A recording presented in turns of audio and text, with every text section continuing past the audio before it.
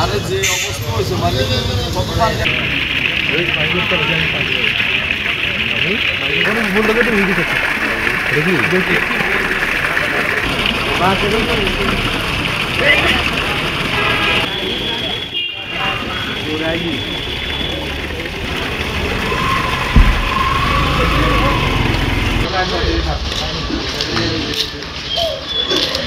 রাত্রে না রাতে ভালো কাজ করে মাটি ইন্তেগান প্রজেক্টটা যখন শুরু করছে এটা কিন্তু কোনো সেফটি মেজার নিয়ে প্রজেক্টটা শুরু করে নাই, কারণ আমরা তো থাকি না, ঢাকায় থাকি। কি অবস্থাটা তো দেখতে পাচ্ছি না। কালকে রাত 1:30টার সময় এখান থেকে ফোন গেছে, ফোন যাওয়ার পরে আম্মা থাকে এখানে, আমার আম্মা বয়স জাস্ট দেখলাম আর কি। আপনারাও দেখতেছেন এই অবস্থা। এখন আপনাদের ভবনটা কি ঝুঁকিপূর্ণ কিনা? তো ঝুঁকিপূর্ণ, আমাদের পুরোপুরি ঝুঁকিপূর্ণ। এই জন্য তো আমার ঢাকা থেকে আসা।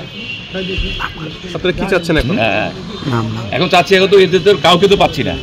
এটা তো এখানে যে ইঞ্জিনিয়ার তো কেউ তো এখানে মনে করেন এই যে তাদের অনিয়ন্ত্রিত পাইলিং বা নিয়ম বহির্ভূত পাইলিং, এটা তো প্রথম থেকে বলে আসছে নিয়ম বহির্ভূত। একবার নিয়ম বহির্ভূত, একবার তো এখানে হেমাত দিয়ে তখন আমি কাজ অলরেডি বন্ধ করে রাখছি। পরে ওরা যে কাজগুলো যে করছে আমরা তো দেখি না। ওরা কয়দিন কাজ করে কয়দিন চলে যায়, কয়দিন কাজ করে কয়দিন চলে যায়। মানে এখানে যা প্রজেক্টটা করতেছে এদের আসলে কোনো অভিজ্ঞতা নাই। এগুলা কিছু চিটার বাটফার এগুলো এসে যে প্রজেক্টটা করতে। কি করণীয় উচিত বলে মনে করেন? এখন এই প্রজেক্ট আলটিমেটলি বন্ধ করে দেওয়া উচিত, প্রজেক্ট বন্ধ করে দেওয়া উচিত। এখন এই যে রাস্তাটা এবং যে বিল্ডিংগুলো এখানে, এখন এটার জন্য পিছনে তো ফাইলিং করা দরকার। এখন তো এদের তো কাউকে তো পাচ্ছি না। হ্যাঁ, এটা তো ঝুঁকিপূর্ণ, যে কোনো মুহূর্তে তো এটা তো প্রাণহানি করে। হ্যাঁ আব্দুল হাকিম যে আবাসস্থল আসলে এই জায়গাতে ওয়ে হাউজিং কোম্পানি ওদের থেকে জমি কিনে এখানে মার্কেট করার জন্য তারা প্রথম অবস্থায় তারা যে বললি গাড়িতে আসে পিলার বললি, তখন তারা যে হাইড্রোলিকভাবে যে মেশিন দিয়ে তখনই অত্র এলাকা ভূমিকম্পের মতো আওয়াজ হইতে বললি গাড়িতে। আমরা এলাকাবাসী বহু নিষেধ করার পরও তারা এখানে ওই মেশিন দিয়া বললি গাড়িতে এসে, কিন্তু পরবর্তীতে আমরা এমন অবস্থায় যাইতে বাধ্য হয়েছি। পরবর্তীতে তারা দীর্ঘ সময় পরে তারা আবার সব বিবেচনা করে কীভাবে তারা আইনিভাবে আইসা এখানে তারা যখন কাজ শুরু করে। নাইট গার্ড আমার ফোন দিয়ে করতেছে যে আলাদিন ভাই আমরা দোকানের সামনে সব ভাঙি যেতেছে, আসেন। তারপরে আমি আসি লোকজন নিয়ে, এগুলা মালামালগুলো নিয়ে আমি আমার জায়গাতে রাখি আর আলাদা একটা গোডাউনে রাখি। আমি তো এখানে এখন ব্যবসা বাণিজ্য নিয়ে ক্ষতিগ্রস্ত হয়ে গেছি। আমি আজ দেখি যে রাস্তা দোনো কিনের দিক ভাঙি দিকে পানি যাইতেছে, তখন আমি এদেরকে বলি যে ভাই এগুলো ঠিক করেন। তখন ওনাদেরকে জোর করে আনে ধরি, এখানের মধ্যে মাটি যদি দেয় এটা ঠিক করি, আর আমার দোকানে মালামালগুলো আমি নিয়ে যাই।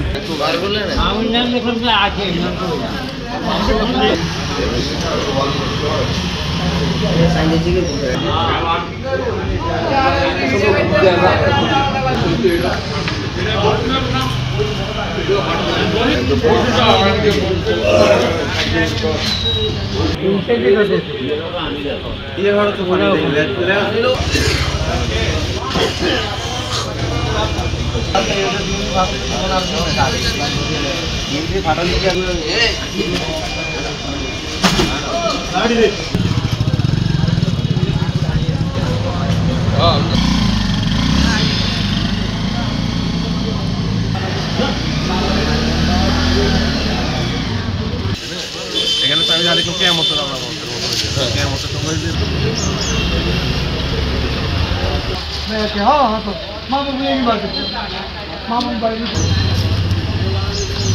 ভালো বিরাট মারা দিছে কেন তুমি লাভ দিছি আই দেন এই দাঁত মাঝি না মুখ দি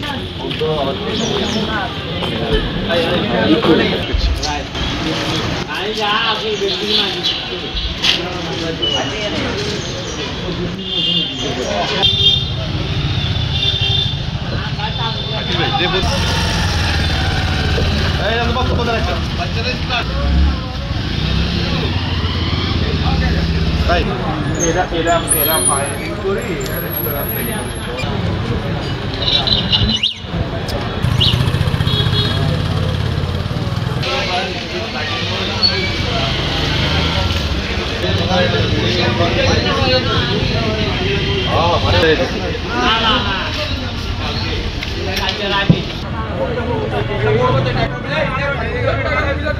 আসসালামু আলাইকুম। দুই তিনটা বাস নিয়ে আসতে বলেন আপনাদের লোকটা বলে না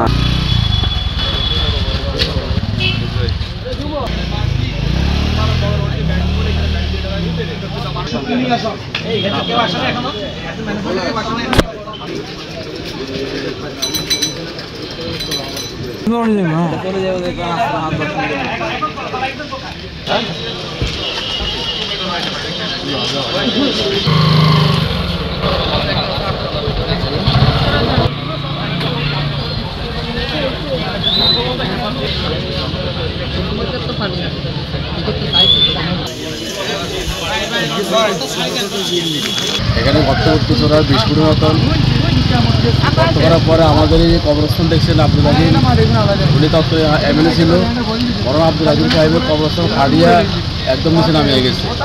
এই সাথে সাথে রাস্তা, আলোকদের দোকান, দুটা দোকান নষ্ট হয়েছে। এদের প্রতিক্রিয়া নেই। রাস্তা ভাঙে প্রায় সব মাছ এদিক চলে গেছে, প্রায় আপনার 3-4 লাখ টাকা মাছ চলে গেছে। ভূমিকম্পের মতো অবস্থা হয়েছে, মানে পুকুরে পানি দেবে, ইয়ে করে উঠছে, মাছ দেবে, লাফে উঠছে, এমন মনে হয় মাছ থেকে মেলা মারছে কি অবস্থা।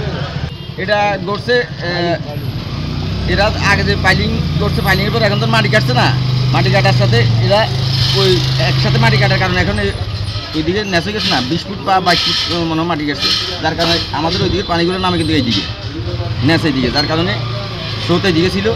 পানি বাড়িছে বন্যার সময় যেরকম ওইরকম মানে ইয়েতে পানি এদিকে নামছে, বালিংয়ের কারণে নিচ থেকে বালুগুলো সরে গেছে, সরে যাওয়ার কারণে এখানে একটা পানির লেয়ার হয়ে গেছে। ওই এখানে এটা পানি এমন স্পিডে আসছে যে আমরা একটা গেট খুললে যেরকম পানি একটা স্পিড থাকে ওরকম স্পিডে পানি আসছে। 5 মিনিটে রোডটা ভাঙি এদিক সেদিক শুরু হয়ে গেছে, মনে হয় এখানে কেউ খাল কাটি দিচ্ছে, এরকম হয়ে গেছে। ভবনগুলোর কি অবস্থা? এখন ভবনগুলো খুবই ঝুঁকিপূর্ণভাবে আছে, কারণ এখানে ভাড়াটিয়ারা আছে, মালিকেরা ঠিকমতো থাকে না, থাকে ভাড়াটিয়ারা। এখন ভাড়াটিয়ারা কোন সময় এই বিল্ডিংটা পাটন দেখা দিচ্ছে, বাইকের দোকানগুলো ভাঙি গেছে দেখেন।